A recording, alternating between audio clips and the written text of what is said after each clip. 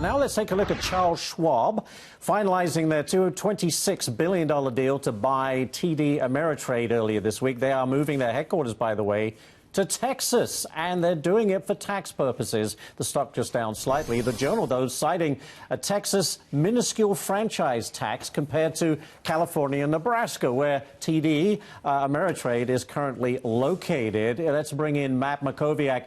He comes to us from where else? Austin, Texas, the low-tax capital. Matt, when are other states going to do what Texas does to lure business there? Because your strategy is very well paying off, is it not? It is. You know, there are so many companies relocating in Texas, and that's for a mix of reasons that are positive comparisons to high-tax states like California, Massachusetts, Illinois, New York, New Jersey. Those reasons are, number one, we have no state income tax, so it's a very attractive state to live in. It's a very attractive state to work in.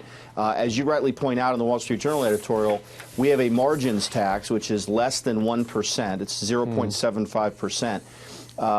Schwab, when it was based in California, I think was almost 8%, and TD Ameritrade, who they're merging with, was almost at 9%. When you add into that the lower housing costs, lower energy costs, an educated workforce, Texas is just it's a place that people want to be, and it's a place where people want to work. And you're seeing corporate headquarters move here. Apple expanding their presence here in Austin. Dallas-Fort Worth is becoming a major financial and banking center. Houston is basically the energy capital of the world. And San Antonio is a booming defense and military and veterans area. So you're seeing massive growth, economic growth all across Texas. So we know where you're luring people in from. Who's your biggest competition? Yeah, good question. You know, you're seeing certain states follow the Texas model, Florida being a good example of that, Georgia. There are states that have no state income tax that are competitive, and they're constantly competing with each other. Even the states that border Texas, in many ways, are trying to compete by lowering corporate taxes and other things.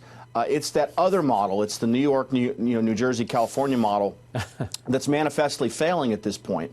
And I think you're seeing that on this state and local tax deduction issue, where that deduction was gotten rid of as part of the tax cut.